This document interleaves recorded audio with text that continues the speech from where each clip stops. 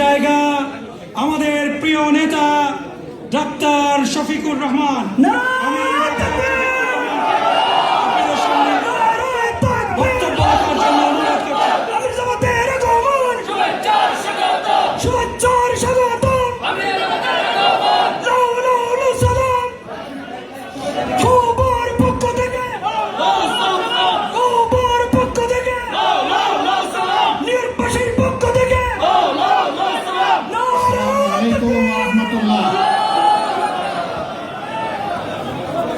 Slogan আর সালাম দুটোই হারিয়ে গেছে। আসসালামু আলাইকুম ওয়া রাহমাতুল্লাহ। জাযাকুমুল্লাহু খায়রান। আপনারা সবাই কেমন আছেন? আলহামদুলিল্লাহি রাব্বিল আলামিন ওয়াসসালাতু ওয়াসসালামু আলা রাসূলিহিল কারীম ওয়া আলা আলিহি ওয়া সাহবিহি ওয়া আহলি বাইতি আজমাইন। আজকের এই সম্বর্ধনা সভার পরম সম্মানিত সভাপতি জনাব আব্দুল আজিজ ভাই, উপস্থিত বিশ্বের সবচেয়ে গুরুত্বপূর্ণ দেশ মার্কিন যুক্তরাষ্ট্রের কার্যত রাজধানী এই নিউ ইয়র্কের বাংলাদেশি প্রবাসী সমস্ত ভাই এবং বোনেরা, আল্লাহ তাবারক ওয়া তাআলার শুকরিয়া আদায় করছি। বহু চ্যালেঞ্জ বাড়িয়ে আল্লাহ তাআলা আপনাদের সামনে আজ আমাকে হাজির হওয়ার তৌফিক দান করেছেন, আলহামদুলিল্লাহ। এ দেশটির প্রতি পাড়ি জমানোর জন্য এদেশের সরকার ইতিপূর্বে আমাকে আরো দুইবার তারা ভালোবেসে 5-10 বছরের ভিসা দিয়েছিলেন। প্রথম 5 বছর বিদ্যমান পরিস্থিতির কারণে আমি কল্পনাও করতে পারিনি দেশের বাইরে কোথাও যাব, আমার জন্য এটা সম্ভব ছিল না। দ্বিতীয়বার ভিসা চাইলাম, আবার তারা দয়া করে দিলেন। সেইবারও পরিস্থিতি এতটাই ভয়াবহ ছিল, দেশের বাইরে যাওয়ার কোনো পরিবেশ ছিল না। এরপরে এই ভিসা এক্সপায়ার্ড হওয়ার আগে বিগত জুলাই মাসের 10 তারিখ আল্লাহর উপর ভরসা করে পদক্ষেপ নিলাম এই দেশটিতে আসার জন্য। কিন্তু ইতিমধ্যে একজন অলরেডি বলেছেন যে আমাকে বার দেওয়া হয়েছিল এই দেশে আসার পথে। ইস্তাম্বুল এয়ারপোর্ট থেকে আমি ফিরে গেলাম মক্কায়। আমার সঙ্গী যিনি মন খারাপ করলেন, ভীষণ খারাপ, চোখ টলমলো, পানি ঝরে ঝরে অবস্থা, মাথায় হাত বুলায় পিঠে হাত বুলায় বললাম, আল্লাহ শুকরিয়া আদায় করো, নিশ্চয়ই এর পিছনে আল্লাহর বৃহত্তর কোনো পরিকল্পনা আছে, এর চাইতে বড় কল্যাণ আল্লাহ আমাদেরকে দিতে চান। চলো আমরা খানায় কাবার দেশে যাই, কাবার চত্বরে দাঁড়াই, সেজদায় গিয়ে আল্লাহকে বলি প্রিয় দেশকে মুক্ত করে দেওয়ার জন্যে, মানুষের উপর চলমান এই জুলুমের অভিশাপ দূর করার জন্যে। আমরা আবার আলহামদুলিল্লাহ উমরার ভিসা নিয়ে সেই দেশে ফিরলাম এবং উমরা সম্পন্ন করে 17 তারিখ জুলাই মাসের দেশে ঢুকলাম। সেই দিন বিকাল 2:30 থেকে নাগাতার যে শুরু হলো, একটা না সেইটা 5 আগস্ট পর্যন্ত চলতে থাকলো। ছোপ ছোপ রক্ত আর কাড়ি কাড়ি লাশ সারা বাংলাদেশকে একদম ভরে দিল। মহান রবের দরবারে দোয়া করি আল্লাহ তার সবগুলা বান্দাবান্দি যাদের উপর জুলুম করে বুলেটের আঘাতে, অস্ত্রের আঘাতে জর্জরিত করে দুনিয়া থেকে বিদায় দেওয়া হয়েছে, আল্লাহ তাদের সকলকে মর্যাদাবান শহীদ হিসাবে কবুল করুন। 34,000-এর মতো ছাত্র, তরুণ, যুবক, এর মধ্যে ছাত্রীরাও রয়েছে, যাদেরকে মারাত্মকভাবে আহত করে পঙ্গু করে দেওয়া হয়েছে। 350 যুবক যারা মেরুদণ্ডে বুলেটের আঘাত পেয়ে প্যারালাইজড হয়ে হয় হাসপাতালের বেডে, না হয় তাদের বাড়িঘরে বিছানার উপর চিত হয়ে শুয়ে আছে। মানুষের সাহায্য ছাড়া একটু নড়তেও পারে না। এমনকি কেউ কেউ তার হাত দিয়ে যে খাবে সেই শক্তিটাও তার নাই। 500-র মতো যুবক, হয় তারা 2 চোখ হারিয়েছে, কমপক্ষে 1 চোখ হারিয়েছে। যারা 2 চোখ হারিয়েছে, আল্লাহর এই সৃষ্টির সৌন্দর্য জীবনে আর তারা দেখবে না। এমনকি নিজের একান্ত প্রয়োজন পূরণ করার জন্য তাদের আর কিছুই অবশিষ্ট থাকলো না। যারা নিহত হয়েছেন তাদের মধ্যে 62% নুন আনতে পান্তা ফুরায়। দিনের রুজি দিয়ে দিনে খাবার সংকুলান হয় না, এরকম পরিবারের সন্তান, এরকম পরিবারের সদস্য। আমরা ঘুরে ঘুরে প্রত্যেকটি শহীদ পরিবারে যাওয়ার চেষ্টা করেছি, তাদের মূল্যবান জীবনীকে ইতিহাসের সোনার পাতায় তুলে আনার চেষ্টা করেছি। 12 খণ্ডের শহীদ স্মরণিকা তৈরি হয়েছে। আমরা আশা করেছিলাম সরকার এটা করবে, আশা করেছিলাম সিভিল সোসাইটির অনেকে আছে তারা করবেন। কেউ যখন এই ব্যাপারে হাত দিলেন না, মহান রবের উপর ভরসা করে আমরা হাত দিলাম। 12 খণ্ডের স্মরণিকা তৈরি হয়েছে এবং 4টি ভাষায় আমাদের ওয়েবসাইটে সমস্ত কিছু আপলোড করে দেওয়া হয়েছে। সারা বিশ্বের মানুষ যেন এরপরে আমরা চিন্তা করলাম, এই যে 62% একান্ত কর্মজীবী সম্প্রদায়ের মানুষ, তারা যে দুনিয়া থেকে চলে গেল, পরিবারের যে আশার আলো নিভে গেল, এখন এই পরিবারের সামনে যেতে হবে, পাশে দাঁড়াতে হবে, ক্ষেত্র বিষয়ী পরিবারগুলোর দায়িত্ব আল্লাহর উপর ভরসা করে নিতে হবে। আমরা আমাদের সীমিত সামর্থ্য নিয়ে ছুটে চলেছি, গিয়েছি, সান্ত্বনা দিয়েছি, সাহস জুগিয়েছি। তাদেরকে বলেছি, শহীদ হওয়ার বড় আকাঙ্ক্ষা ছিল, আল্লাহ তো আমাকে নিল না, আপনার পরিবারের একজনকে নিয়েছেন। গোটা জাতি যুগ যুগ ধরে তাদেরকে তাদের কলিজা এবং হৃদয়ের চাদরে ডেকে রাখবে ইনশাআল্লাহ। এক সন্তান আপনারা হারিয়েছেন, 18 কোটি মানুষ হিসাবে আপনারা সন্তান হিসাবে আপনাদের পাশে পাবেন ইনশাআল্লাহ। এই ধরনের গালগুলা বলি, শুধু আমি বলি না, অনেকেই বলে, কিন্তু বলার পরে সবাই ভুলে যায়। আমরা তাদেরকে বলেছিলাম, আমাদের মুখের কথা নয়, এটি আমাদের বুকের কথা, এবং আমরা প্রমাণ দিব ইনশাআল্লাহ। আমরা কি প্রমাণ দিতে পেরেছি শহীদ পরিবারগুলো তার সাক্ষী। কিন্তু এতেও মনে করি না যে আমরা আমাদের দায়িত্ব পালন করে উঠতে পেরেছি। আমরা মনে করি সারা জীবন তাদের মাথায় যদি আমরা হাত বুলাই, আমাদের মতো তাদেরও যদি আল্লাহর পক্ষ থেকে খাদ্যের যোগান দেওয়ার চেষ্টা করি, তাদের সন্তানদের যদি শিক্ষার ব্যবস্থা করি, তবুও জাতি হিসাবে তো অবশ্যই, দল হিসাবে তাদের ঋণ পরিশোধ করা আমাদের পক্ষে সম্ভব নয়। কিন্তু তারপরে আমরা ফিল করি যে আমাদেরকে সর্বাত্মক চেষ্টা করতে হবে। এই ভয়াবহ ঘটনায় অনেকের শরীর ছিন্নভিন্ন হয়ে গেছে, আবার অনেকে আহত অবস্থায় জিতা ট্রাকের উপরে তুলে তারপর পেট্রোল ধরে আগুন ধরিয়ে শেষ করে দেওয়া হয়েছে। আবার কাউকে এপিসি গাড়ি থেকে জীবন্ত অবস্থায় তাদের গাড়ির চাকার নিচে ফেলে দেওয়া হয়েছে। এইভাবে মানবতার বিরুদ্ধে জঘন্য অপরাধ সংগঠন করা হয়েছে, তাও হাজার হাজার ক্যামেরার চোখের সামনে, স্পষ্ট দিবালোকে মানুষের সামনে এই ঘটনা ঘটেছে।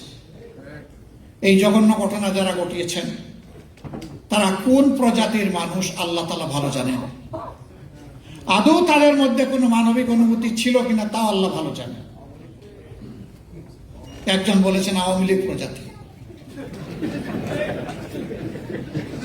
সম্মানিত সুধী মণ্ডলী, আমরা চেষ্টা করেছি যারা আহত পঙ্গু তাদের পাশে দাঁড়ানোর, কিন্তু এই সংখ্যাটা এত বেশি, একটা দলের জন্য বড় কিছু করা বড়ই কঠিন, কিন্তু আমরা তাদেরকে ছেড়ে দিইনি। যেখানেই যার পক্ষ থেকে অনুরোধ এসেছে, সম্ভাব্য সর্বোচ্চ মুষ্টিবদ্ধ হাত নিয়ে তাদের কাছে চলে যাওয়ার চেষ্টা করেছি। এটা কিভাবে সম্ভব হয়েছে? এটা সম্ভব হয়েছে আল্লাহ তাআলার খাস রহমতের কারণে। এটা সম্ভব হয়েছে আপনাদের হৃদয় ভরা দোয়া এবং ভালোবাসার কারণে। 15.5 বছর আমরা ছিলাম মজলুম দল। কেমন মজলুম? আমাদের 1 থেকে 11 জন নেতাকে ফাঁসির আদেশ দিয়ে 10 জনকে দুনিয়া থেকে বিদায় করা হয়েছে। জীবন্ত শহীদ হিসাবে মাত্র আল্লাহর একটা বান্দাকে বুকে ফেরত পেয়েছি, তিনি হচ্ছেন আমাদের ভাই এটিএম আজহারুল ইসলাম। ফেরত যখন পাই যে মানুষটা 13 বছর আগে যে জেলে যে স্বাস্থ্য নিয়ে ঢুকেছিলেন তার অর্ধেক নিয়ে তিনি বের হয়েছিলেন। আমরা একটা কঙ্কাল পেয়েছিলাম, একটা বোন স্কিনের মানুষ পেয়েছিলাম। এটাই আমাদের জন্য বড় সান্ত্বনা। আমরা একটা মানুষ পাইনি, আমরা সমস্ত শহীদদেরকে তার মাধ্যমে ফেরত পেয়েছি। আদালত রায় দিয়েছে, তারপর যে অভিযোগ আনা হয়েছিল তা 16 আনা মিথ্যা, তারপর জুলুম করা হয়েছে। এই কাজ যারা করেছেন তারা দণ্ডনীয় অপরাধ করেছে। তিনি তো আল্লাহর ইচ্ছায় বেঁচে গেছেন, বাকি যারা দুনিয়া থেকে চলে গেছে তাদের ক্ষেত্রে একই ঘটনা ঘটেছে। আমাদের অফিসগুলো সব তালাবদ্ধ করে রাখা হয়েছে। বাপ বেটাকে একসাথে দুপুরের খাবারটা খেতে দেওয়া হয়নি, তুলে নিয়ে বলা হয়েছে রাষ্ট্রের বিরুদ্ধে ষড়যন্ত্র করেছেন তারা। মার বুক থেকে জীবন্ত সন্তানকে টেনে নিয়ে কয়েকদিন পরে বুনা লাশ হিসাবে পাওয়া গেছে, বুনা লাশ, টুকরা টুকরা লাশ। স্ত্রী পুত্র কন্যার বুক থেকে মানুষটাকে টেনে নিয়ে যাওয়া হয়েছে। এরপরে বাসায় এসে 2 দিন পর পর জিজ্ঞেস করে ওরা কোথায় লুকিয়ে রেখেছ। জনাব মীর কাসিম আলীর বুকের সন্তান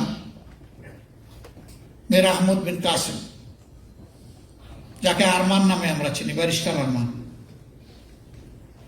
মাঝে মধ্যে তার মাকে জিজ্ঞেস করতাম, আপা আপনি কেমন আছেন?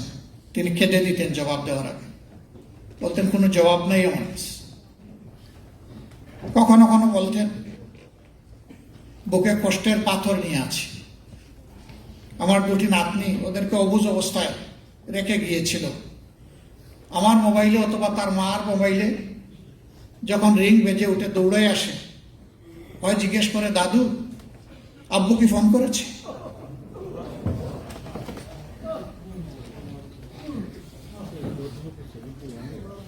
তখন নিজেকে ধরে রাখতে পারি। ওর মা মাঝে মাঝে এই কথা শুনে ফিট হয়ে যায়। আমাকে জিজ্ঞেস করতেন, ভাই আমার কলেজের টুকরার কোন সংবাদ কি আমাদের কাছে আছে? শেষমেশ শেষে বলতাম 2.5 বছর আগে ছিল, এখন আর নাই। এখন সে কোথায় আছে আমরা জানি না, কিছুই জানি না। এরকম ব্রিগেডিয়ার আমান আল আজমি, তার কথা আপনারা জানেন, কত ইতিহাস বলবো। সেই কষ্টগুলো বুকে চাপা দিয়ে আমরা চলছি। আমাদের রেজিস্ট্রেশন কেড়ে নেওয়া হলো, আমাদের প্রতীকটা নিয়ে নেওয়া হলো, ছিনিয়ে নেওয়া হলো। শেষ পর্যন্ত জনতার আন্দোলনে ভয় পেয়ে ভীত সন্ত্রস্ত হয়ে এই আন্দোলন জামাত শিবির করছে, এই অভিযোগ দিয়ে আমাদেরকে নিষিদ্ধ দেওয়া। আল্লাহ তাআলার ইচ্ছা 1 আগস্ট 2024 আমাদেরকে নিষিদ্ধ করা হলো, আর আল্লাহ তাআলা জনগণের মনের ভিতরে তাদেরকে 5ই আগস্ট নিষিদ্ধ করে দিলেন। কোন কৃতিত্ব আমাদের না, সমস্ত কৃতিত্ব আল্লাহ রাব্বুল আলামিন। তুতিল মুলকা মান তাশা ওয়া তানজিউল মুলকা মিম্মান তাশা। আল্লাহ যারে পছন্দ করেন ক্ষমতায় বসান, আবার যখন সীমা লঙ্ঘন করে দুনিয়াকে অস্থির করে তুলে আল্লাহ সেই ক্ষমতা কেড়ে নেন। It is Allah, he is Almighty, he is supreme of all powers, হুয়া আলা কুল্লি শাইইন কাদির। তার মুষ্টির মধ্যে সমস্ত শক্তি, কোনো কৃতিত্ব আমাদের না। 5 তারিখ যখন পট পরিবর্তন হলো, আমরা সে রাতেই আমাদের সহকর্মীদেরকে বললাম, ধৈর্য ধরুন, শান্ত থাকুন, কারো উপর থেকে ব্যক্তিগতভাবে মহান আল্লাহর দিকে চেয়ে কোনো প্রতিশোধ নেবেন না। আমরা প্রতিশোধ দেব কোরআনের ভিত্তিতে মানবতার মুক্তিকে নিশ্চিত করে, ইনশাআল্লাহ। ওই মানবতার মুক্তি যা নিশ্চিত হয় ওটাই হবে আমাদের প্রতিশোধ, আর কোনো প্রতিশোধের দরকার নেই। তবে কোনো ক্ষতিগ্রস্ত ফ্যামিলি কিংবা ভিকটিম, তাদের অবশ্যই ন্যায় বিচার পাওয়ার অধিকার আছে, কিন্তু আইন কেউ হাতে তুলে নেবেন না। ওরকম যারা আইনের সহযোগিতা চাইবেন, আমরা তাদের পাশে হিমালয় পর্বতের মতো থেকে সহযোগিতা করব।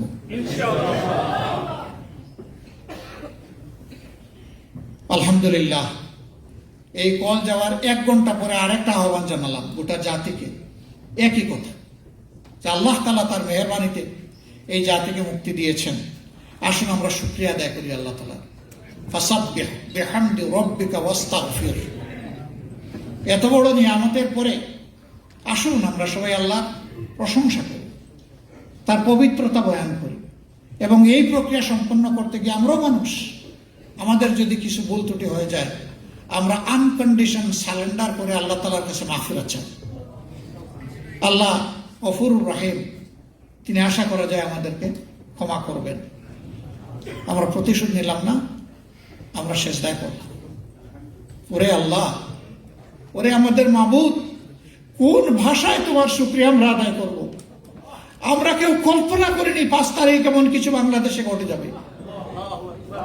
এটি তুমি, এটি তোমার কুদরত, এটা তুমি করে দিয়েছো। এই উপহার তুমি এই জাতিকে দিয়েছো, এই মজলুম জাতিকে। মহান আল্লাহর দরবারে আমরা তৌফিক চেয়ে প্রতিজ্ঞা করেছিলাম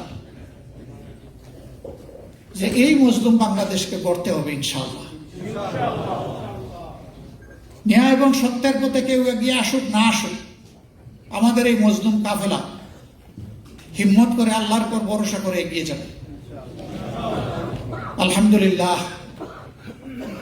আমাদের লোকদেরকে চাকরি থেকে তাড়িয়ে দেওয়া হয়েছে, সাসপেন্ড করা হয়েছে, দোকানপাট লুটতরাজ করা হয়েছে, ঘর বাড়ি বুলডোজার দিয়ে ভাঙে দেওয়া হয়েছে, কিন্তু আমরা আমাদের হাত কারো দিকে বাড়ানোর জন্য কাউকে পারমিট করি নাই। বাংলাদেশের 3টা জায়গায় 3টা মানুষ এই অপরাধ করেছিল আমাদের সংগঠনের, আমরা তাদেরকে ছাড় দেই নাই। রাসূল করিম সাল্লাল্লাহু আলাইহি সাল্লামকে যারা মক্কা থেকে সীমাহীন নির্যাতন করে মদিনা হিজরত করতে বাধ্য করেছিল, আল্লাহ তাআলার নির্দেশে তিনি হিজরত করেছিলেন, সে নবী মাত্র 7 বছরের মাথায় ফিরে এসে কাবার চত্বরে মন ভরে নামাজ আদায় করবেন এ কল্পনাও সে নবী করেননি। কিন্তু ইনি আল্লাহ যিনি এই কাজ করে দিয়েছিলেন। মুহাম্মদ রাসূলুল্লাহ সাল্লাল্লাহু আলাইহি সাল্লাম 10,000 সাহসী সহযোদ্ধা নিয়ে 3 দিন মক্কাকে অবরোধ করে রেখেছিলেন। যখন তিনি খানা কাবার চত্বরে আসলেন তখনও তিনি তার বাহনের উপরে। তিনি এসে দেখলেন থরে থরে গ্রুপে গ্রুপে একদিন যারা তাকে সীমাহীন নির্যাতন করেছে, এমনকি দারুণ দোয়া বসে তাকে হত্যা করার ফয়সালা যারা করেছিল, তারা আজকে মাথা নত করে সেখানে বসে আছে। তিনি তাদেরকে জিজ্ঞেস করলেন, বললেন মাথা উঠাও। তারা বিহবল দৃষ্টিতে তার দিকে তাকালো, জিজ্ঞেস করলেন, আজকে মুহাম্মদের কাছে তোমরা কি প্রত্যাশা? বিচক্ষণ আবু সুফিয়ান দাঁড়িয়ে বললেন, আপনি আমাদের সম্মানিত ভাই, আমাদের সম্মানিত ভাতিজা। বসে গেলেন।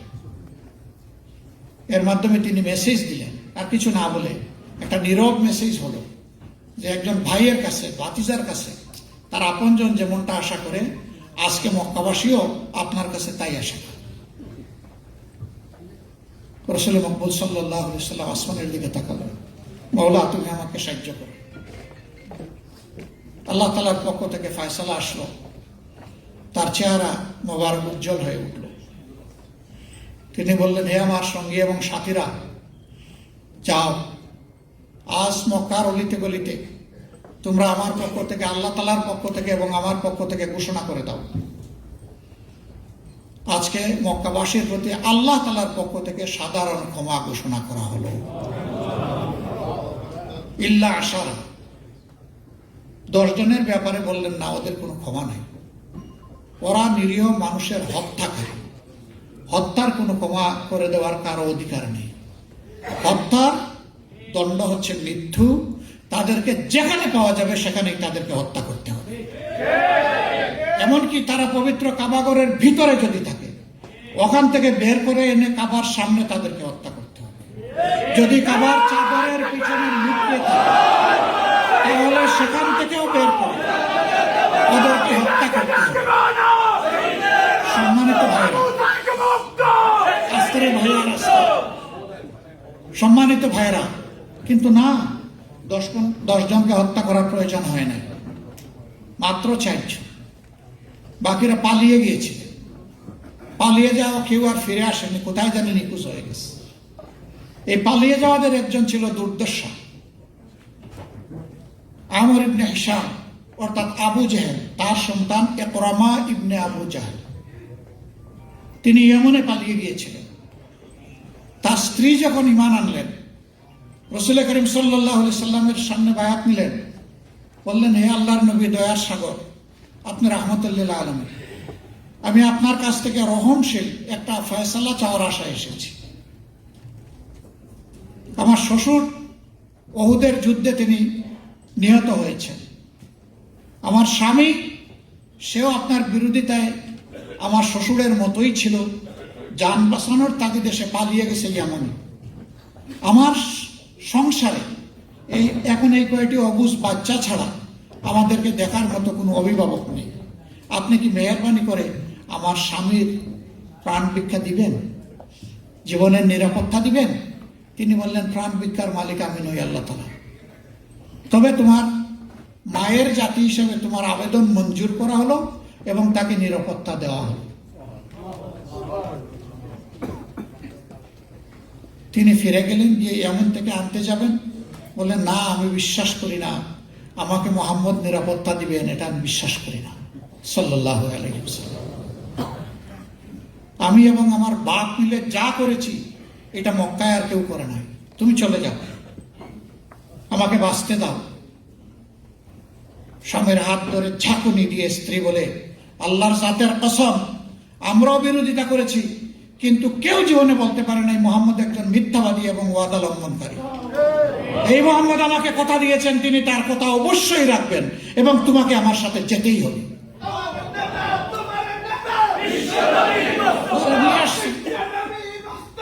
এনে হাজির করেছেন আল্লাহ রাসূলের সামনে। হাজির করার পরে তিনি ঈমান এনেছেন। সেই আবু জাহাল ইবনে ইকরামা ইবনে আবু জাহাল কি হলো শেষ পর্যন্ত? তিনি আল্লাহ রাসূলের কাতেবে ওহীর লেখক হয়ে গেলেন, হাদিসের নির্ভরযোগ্য বিশিষ্ট সাহাবী হয়ে গেলেন, রাবি হয়ে গেলেন, যুদ্ধের সৈনিক হয়ে গেলেন। তিনি কাফেরদের জমানায় সেনাপতি ছিলেন। এরপরে তিনি পতাকা হাতে সেনাপতির দায়িত্ব পালন করলেন।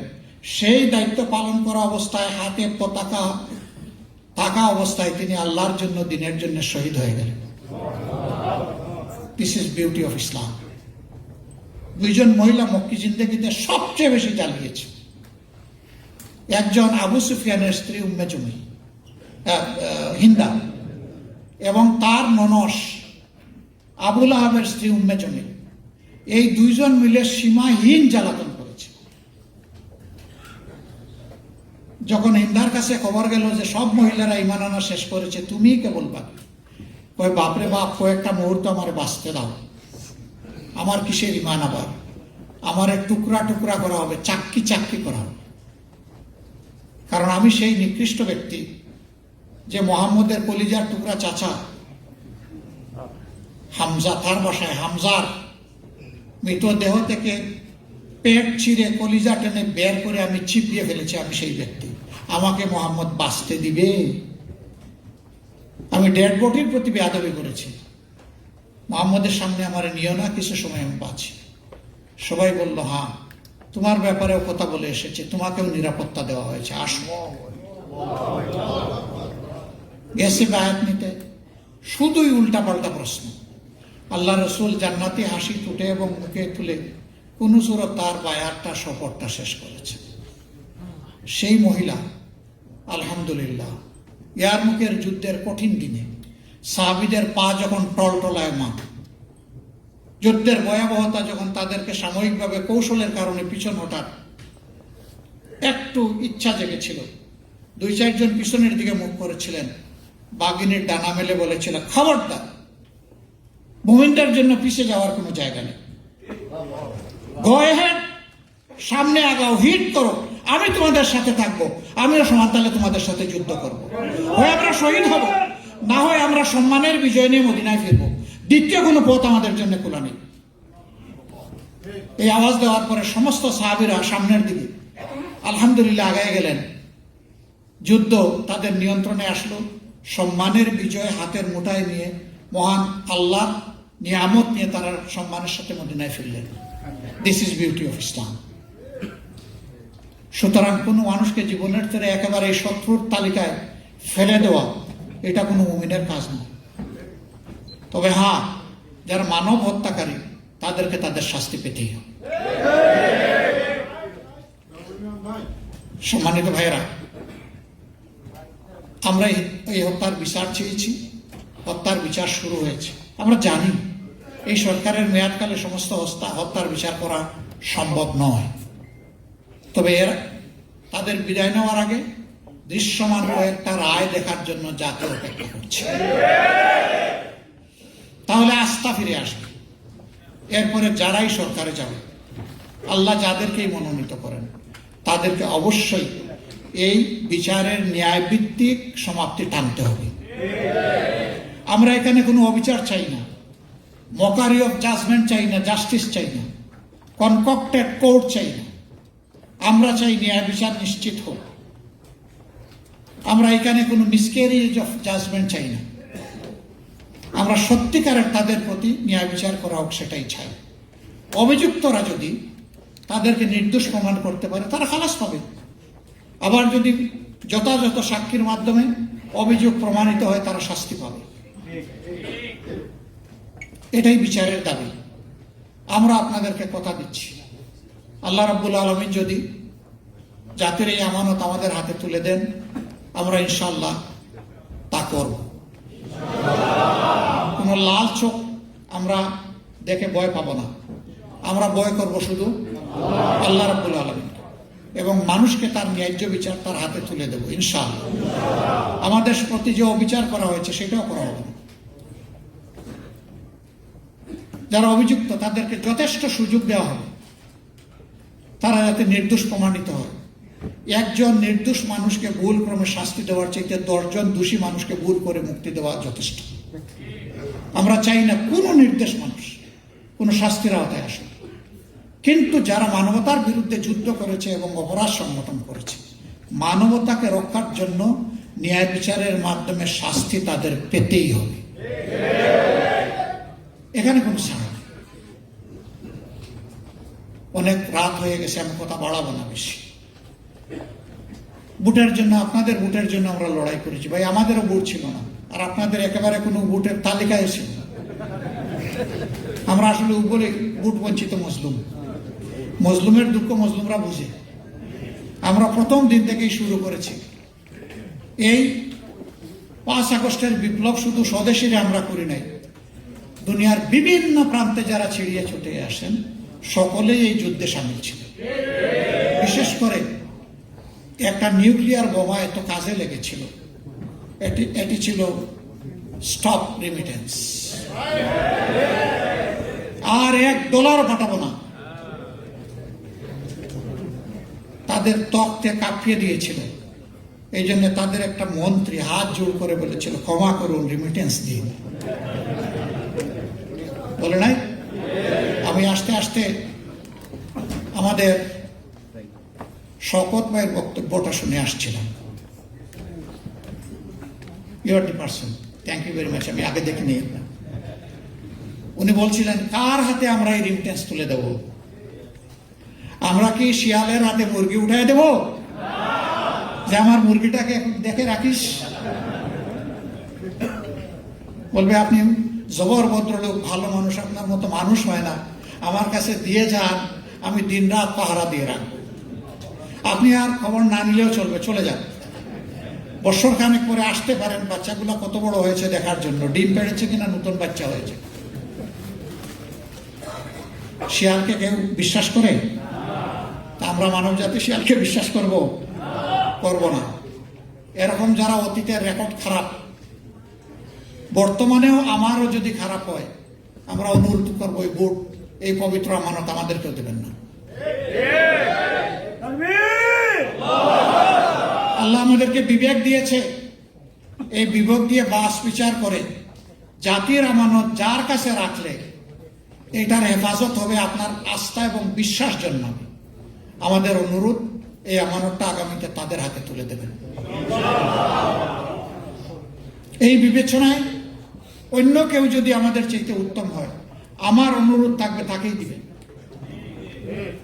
আর যদি আপনাদের বিবেচনায় অন্যদের চাইতে আমাদেরকে উত্তম মনে করেন, তাহলে দিয়ে আপনারা বসে থাকবেন না। 3টা কাজ আপনারা করবেন।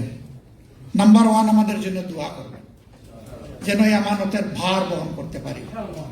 নাম্বার 2, আমাদেরকে পরামর্শ দিয়ে সহযোগিতা করবেন যে এই কাজগুলা করলে জনগণের উপকার হবে, দেশের উপকার হবে। নাম্বার 3, ভুল করলে কঠোর সমালোচনা করবেন, ছাড় দেবেন না।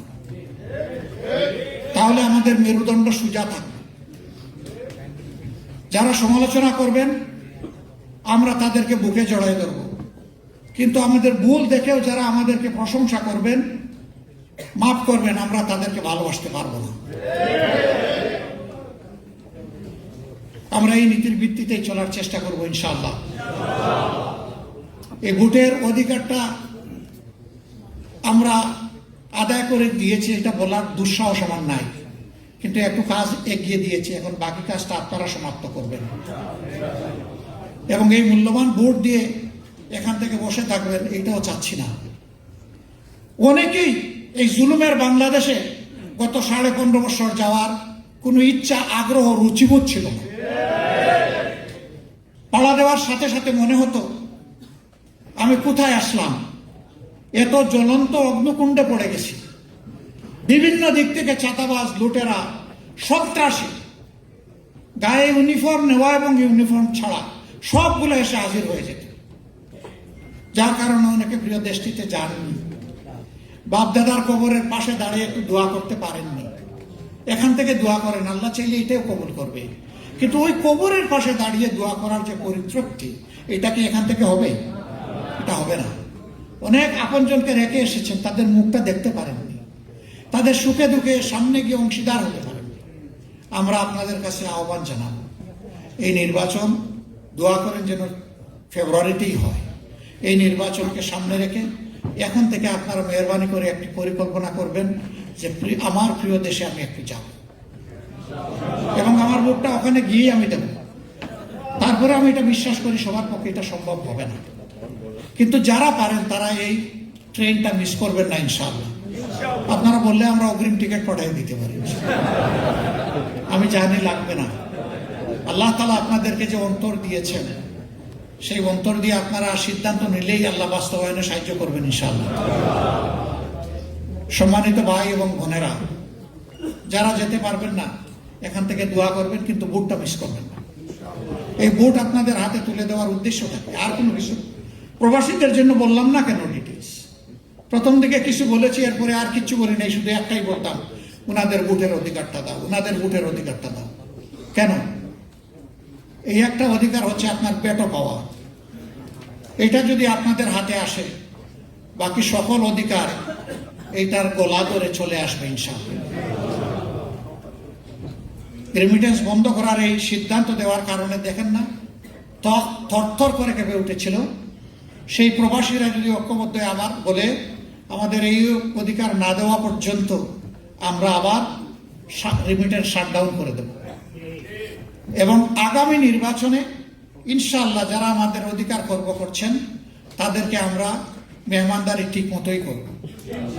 যদি বিদেশিরা, প্রবাসীরা এই মেসেজ দেন, অনেকের কলজা শুকাইয়া 3 গ্লাস পানি খাইয়ে ওইটা পড়বে না। এই জন্যই অধিকারটা আমরা আপনাদের হাতে তুলে দেওয়ার জন্য এত পেরেশান। এখন আমরা লড়াই করলাম, আপনারা যদি এটার মর্যাদা না দেন।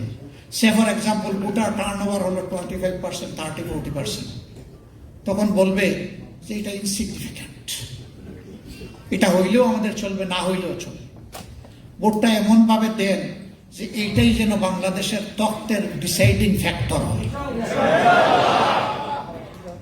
আপনারা নিজেই সিদ্ধান্ত নেবেন, পরিবারের সদস্যদেরকে সিদ্ধান্ত দিবেন, আপনজন, প্রিয়জন, প্রতিবেশী, কর্মস্থলের সাথী, সঙ্গী সবাইকে এটা বলবেন। যত বাংলাদেশে দল দেখবেন না, মত দেখবেন না, ধর্ম দেখবেন না, বাড়িটার বাংলাদেশ, এনাফ ইজ এনাফ, তাকে উৎসাহিত করবেন এই কাজটা করার জন্য। আমরা এটা বলছি না যে সবগুলা ভোট আমাদেরকে দিয়ে দিবেন, আমরা বলছি ভোট আপনাদের ইচ্ছা মতো দেবেন, কিন্তু ভোটটা আপনারা দেবেন, এটি হচ্ছে আমাদের দাবি। অবশ্যই আমাদের এক বোন খুব মায়া করে বলেছে, আমি তো প্রবাসীদের ভোটের বিরোধিতা এই কারণে করেছি যে যা বুঝতে পারছে সব ভোট জামাত পেয়েছে। আরে যদি জামাত মানুষের মন জয় করে নিতে পারে তা আপনি পারেন না কেন? আসেন না, এর এসে আপনারাও প্রতিযোগিতা করেন। আমরা তো কাউকে না করছি না, কিন্তু আমরা তো এ পর্যন্ত কোনো প্রবাসীদেরকে বলছি না যে ভোটটা আমাদেরকে দিয়ে।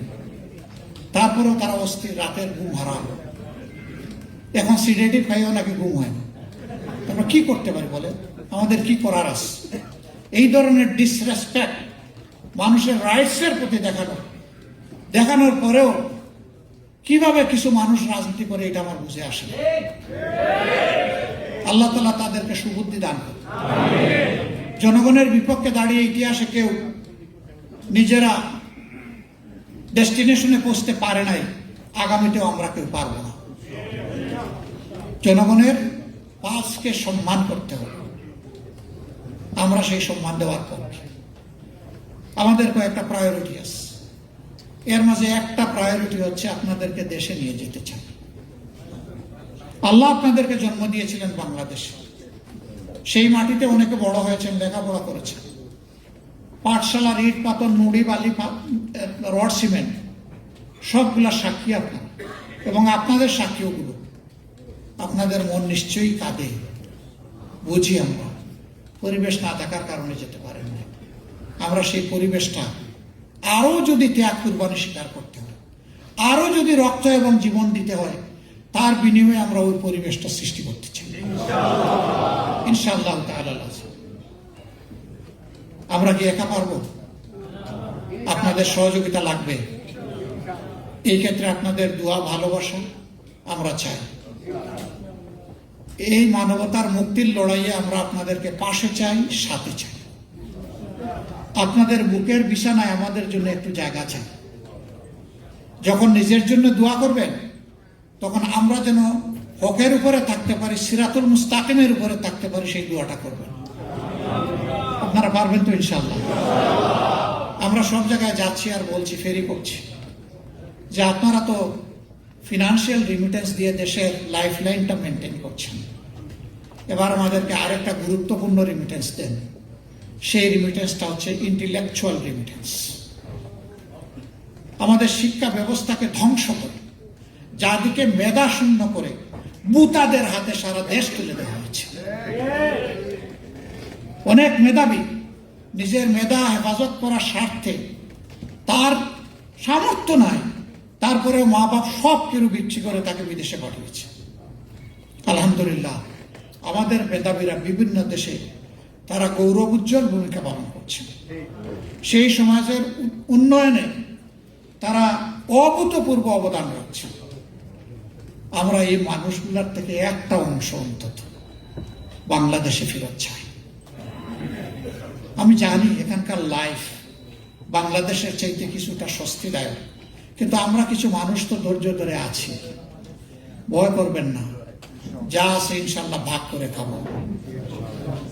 জনগণের সম্পত্তিতে হাত দিব না, বাপার সম্পত্তি বিক্রি করে হলো সবাইকে নিয়ে খাবো ইনশাল্লাহ। তারপরে আপনাদেরকে চাই, যাদের দ্বারা জাতির এই উপকারটুকু হবে, তাদের কাছে আমাদের বড় আবদার, বড় দাবি, মনে মনে সিদ্ধান্ত নিন যে আমরা দেশকে কিছু দেব, দেশে গিয়ে আমরা দেশের সার্ভিস দেব। যাওয়ার সাথে সাথেই এই দেশের মতো শৃঙ্খলা পাবেন না, কিন্তু ইনশাআল্লাহ আমরা সবাই কাজ করলে একদিন শৃঙ্খলা আমাদের দেশে প্রতিষ্ঠিত হবে। আলাউদ্দিনের প্রদীপ হঠাৎ করে জ্বালাই দিতে পারবো না আমরা, কিন্তু যদি আমাদের সদিচ্ছা থাকে আর যদি আমরা জনগণের ভালোবাসা এবং সহযোগিতা পাই, তাহলে আমরা বিশ্বাস করি 5 বছরের মধ্যে জাতির ঘাড়ে যে পচা দুর্গন্ধ লেবাস লেগেছে, এইটা থেকে জাতি মুক্ত পাবে ইনশাআল্লাহ। মানুষ পরিচয় দিয়ে স্বস্তি বোধ করবে, আমি একজন বাংলাদেশী। বাংলাদেশি রেস্টুরেন্টে অন্য দেশের নাম লিখতে হবে না ইনশাআল্লাহ। ব্র্যান্ডিং হবে আমার প্রিয় জন্মস্থানের ইনশাআল্লাহ। এবং প্রত্যেকটা প্রবাসী নিবাসী নাগরিক হবেন বাংলাদেশের ব্র্যান্ড অ্যাম্বাসেডর। তিনি প্রমাণ করবেন তিনিই বাংলাদেশ। আজকের নিউ ইয়র্কের এই হল হচ্ছে আমার প্রিয় বাংলাদেশ। আমি যে চেহারাগুলো দেখতে পাচ্ছি, এই চেহারাগুলো যদি ডিটারমাইন্ড হয় এবং তারা ডিসিশন নেন যে ইনশাআল্লাহ আমরা আমাদের প্রিয় দেশকে কিছু দিব, তাহলে আল্লাহর মেহেরবানি আমরা পেয়ে যাব। দেখেন, আমি আপনাদের কাছে টাকা পয়সা চাচ্ছি না। টাকা পয়সা জাতির জন্য যা প্রয়োজন আপনারা এমনিই দিচ্ছেন না। আপনাদেরকে অসংখ্য শুকরিয়া, অসংখ্য ধন্যবাদ। আমাদেরকে এই রিমিটেন্সটা দেন, আমাদের ভাঙ্গাচুরা শিক্ষা ব্যবস্থাকে ঠিক করতে দেন, সাহায্য করুন। আমাদের ইকোনমির রন্ধ্রে রন্ধ্রে যে উই পোকা, সার পোকা যে ঢুকে পড়ছে, ওইগুলাকে তাড়ানোর জন্য আমাদেরকে সাহায্য করুন। ওগুলার হাত থেকে আমাদের দেহটাকে, সমাজ দেহটাকে সুস্থ থাকার জন্য আপনারা আসুন, আমাদেরকে একটু সাহায্য করেন আপনাদের নলেজ, আপনাদের এক্সপার্টাইজ দিয়ে। হ্যাঁ জানি, আজকে একজন চিকিৎসক আমাকে প্রশ্ন করেছেন, দিতে চাই, কিন্তু দেশের বুকে যারা আছে তারা কি আমাদেরকে সুযোগ দেবে? দেবে না কেন? তারা তো ওখানে আমাদেরকে ইন করতেই দিবে না। আমি বললাম যে তারা যে জগৎ নিয়ে আসে, বলবো যে ভাই তোমরা থাকো, আপনাদের জন্য আমরা সেপারেট এভিনিউ তৈরি করে বলবো আপনারা কাজ শুরু করেন, আমরা আপনাদের সাথে আছি। তখন আপনাদের দেখে ওদেরও চোখ খুলবে, ওরা লজ্জা পাবে, ওরাও মানুষ হবে, ওরাও কাজ করবে। আমাদের ব্যাপারে বদনাম দেওয়া হয়, যদি আমরা ক্ষমতায় যাই মহিলাদেরকে তালা দিয়ে ঘরের ভিতরে রেখে দেবো। কত তালা কেনার পয়সা কোথায়? আমাদের মা বোন নেই? আমাদের সবার মা বোন আছে। তারা কি শিক্ষা দীক্ষা নেয় না? তারা কি সমাজে গুরুত্বপূর্ণ অবদান রাখছে না? আলহামদুলিল্লাহ সবাই রাখছে। আমরা মা বোনদের ক্ষেত্রে কি করব? আমাদের দেশে 50 লক্ষ বলা হয়, আমি জানি এর চেয়ে বেশি, 70 লক্ষ গার্মেন্টস কর্মী আছে। আপনি যদি ঢাকার ইন্ডাস্ট্রিয়াল এরিয়ায় যান, গার্মেন্ট এরিয়ায় যান, সকালবেলা এবং শিফট চেঞ্জের সময় আপনি দেখে অবাক হয়ে যাবেন। 90% মেয়ে অত্যন্ত আদবের সাথে শালীন পোশাক পরে যাচ্ছে এবং বের হচ্ছে। এটাই বাংলাদেশ। আমরা কি তাদেরকে বলেছি গিয়ে যে তোমরা বুরকা পরো, হেজাব পরো, নেকাব দেও? কাউকে বলি নাই তো।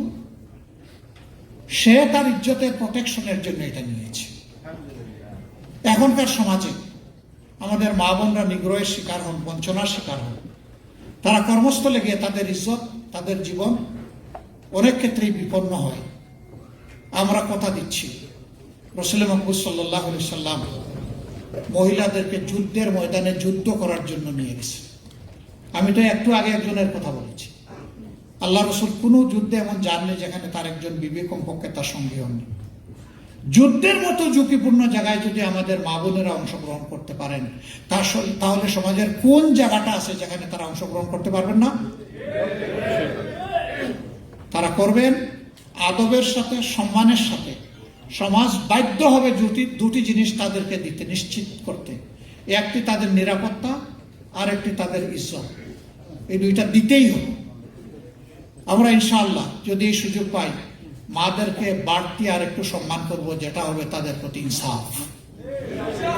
আমার মা, তিনি তার গর্ভে সন্তান নিচ্ছেন, সন্তানকে বুকুর দুধ দিচ্ছেন, তার বুকটাকে সন্তানের জন্য বিছানা বানাচ্ছেন, এই সন্তানকে লালন পোষণ করছেন।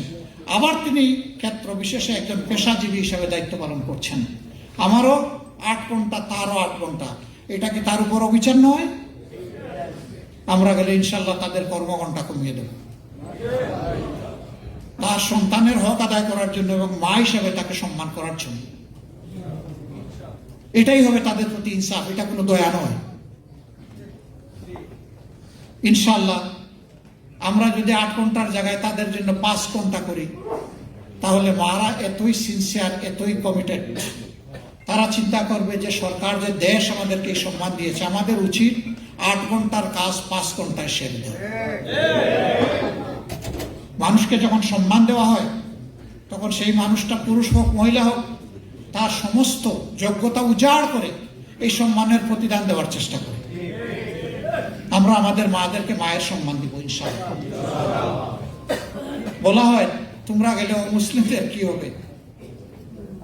আল্লাহ কি শুধু মুসলমান পয়দা করছেন? তাদেরকে কে পয়দা করছে? তাদেরকে রিজা কি আপনি আমি দেই নাকি? কে দেন? আল্লাহ রাব্বুল আলামিন। তারা এই দেশের নাগরিক না? তাদের অধিকার আছে না? তাদেরকে আল্লাহ মেধার নিয়ামত দিছে না? যদি তাদের মাঝে মেধা থাকে, সততা থাকে, দেশপ্রেম থাকে, তাহলে সে তার উপযুক্ত জায়গায় যাবে, এটাই তার প্রতি ইনসাফ। যদি কোনো জায়গায় তাকে বার করা হয়, এটা হলো বেইনসাফ। তাই এই দেশে কি মুসলমান বেশি না অন্য ধর্মের মানুষ বেশি? তা আপনি যদি আপনার দেশে মুসলমান হওয়ার কারণে অন্য দেশের মানুষকে বঞ্চিত করেন, তো এইখানে থেকে আপনি কিভাবে আপনার অধিকার চিন্তা করেন? সিম্পল এক্সাম্পল, এই দুনিয়াটা প্রতিহিংসায় ভরে গেছে। এই দুনিয়াকে হিংসা মুক্ত করতে হবে ইনশাআল্লাহ। আমরা কতদূর পারবো আমরা জানি না, কিন্তু আমাদের দৃষ্টি বাংলাদেশের বাউন্ডারির ভিতরে নয়। আমরা মনে করি গোটা মানবতা এক জাত, এক হযরতে আদম এবং এক হযরতে হাওয়ার বংশধর। আমরা একই ব্লাড আমাদের দেহের মধ্যে। শয়তান মাঝখানে ঢুকে সব এলোমেলো করে দিয়েছে। এখন এই শৃঙ্খলায় বিশ্বকে আনতে হবে ইনশাআল্লাহ। বলবেন ছোট মুখে বড় কথা, ভাই বীজ রুইলেই তো গাছ উঠে। আমরা একটা বীজ রুয়ে দেই না, এরপরে যে পারে ওই গাছটা পরিচর্যা করে ইনশাআল্লাহ এটাকে ফুলে ফলে পাতায় পল্লবে সুশোভিত করবে ইনশাআল্লাহ। নেক কাজের সূচনা হোক, ছোট থেকেই তো বড় হয়। আমরা সেই সূচনা করতে চাই ইনশাআল্লাহ। আমরা এমন একটি দেশ দিতে চাই, আমরা জানি প্রবাসী ভাইদের আর্নিংটাকে তারা বেস্ট জায়গায় ইনভেস্ট করতে চান। বিভিন্ন কারণে তারা বাইরের দেশে গিয়ে ইনভেস্টমেন্টটা করতে চান। তো why not in my beloved Bangladesh? তারা এই কারণেই যান না, ওখানে সরকারও খায়, নিজের জন্য খায়। এম আই রং? চোখের সামনে দেখছি তো। আমরা এমন একটা পরিবেশ সৃষ্টি করতে চাই, কেউ নিজেরটা ছাড়া অন্যটা খাওয়ার কল্পনাও করবে না ইনশাআল্লাহ। যা শুধু নিজের, তাই নিয়ে সন্তুষ্ট থাকতে হবে। ইয়েস, নিজের ক্যাপাসিটি বিল্ড আপ করো, আরো বেশি বৈধ পথে আর্ন করো, আমি তোমাকে সহযোগিতা করব। কিন্তু অন্যের হকে হাত দিবা, সেই হাতকে আইনের মাধ্যমে অবশ করে দেওয়া হবে। আমাদের বড় অঙ্গীকার হচ্ছে দুর্নীতির বিরুদ্ধে লড়াই। এই দুর্নীতি যদি আমিও করি,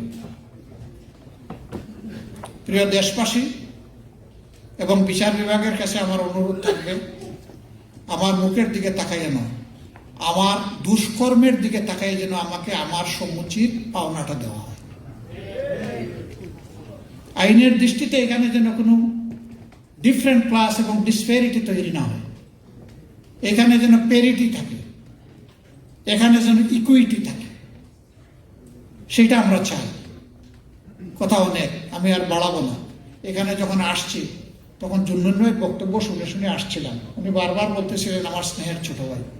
ওনাকে দেখে মনে করবেন যে আপনার আবার ছোট ভাই হয়, দেখতে তো বড় ভাই, দেখতে লাগে বড় ভাইয়ের মতো, আপনি বলতেছেন ছোট ভাই। আসলে উনি আমার বড় ভাই। এরপরে উনি বলছেন যে যদিও তার চুল পেকে গেছে, বুড়ো দাড়ি পেকে গেছে এবং সে সাদা মাটা একটা সাদা পাঞ্জাবি পরে, আসলে আমার গায়ে তখন ধূসর রঙের একটা জ্যাকেট ছিল। আমি চিন্তা করলাম উনি যেভাবে বর্ণনা দিচ্ছে এটা নিয়ে ঢুকলে মানুষ আমার চিনবে না। আমি এই হলে ঢুকার আগে আমার সঙ্গীকে বললাম তুমি এটার আমানত রক্ষা করো। আলহামদুলিল্লাহ, দীর্ঘ সময় আপনারা আমাদের কথা শুনেছেন। একটা কমিটমেন্ট চাই, সেই কমিটমেন্টটা হচ্ছে আমরা যদি ন্যায়ের পথে থাকি, আমরা যদি জাতির কল্যাণের জন্য স্বার্থের ঊর্ধ্বে উঠে কাজ করি, আপনারা আমাদের সাথে থাকবেন কিনা? লিল্লাহি তাকবীর, লিল্লাহি তাকবীর। আল্লাহ তাআলা আপনাদের এই কমিটমেন্টকে কবুল করুন। অসংখ্য ধন্যবাদ। দীর্ঘ সময় আমার কথা শুনেছেন, বিরক্ত হলে ক্ষমা করবেন, ভুল করলে আল্লাহ আমাকে ক্ষমা করে দিন। আর যা সঠিক বলেছি আল্লাহ তাআলা তার উপর আমাকে আমল করার তৌফিক দান করুন। আপনাদের সবাইকে অসংখ্য কৃতজ্ঞতা, অসংখ্য ধন্যবাদ। আসসালামু আলাইকুম ওয়া রাহমাতুল্লাহি ওয়া বারাকাতুহু।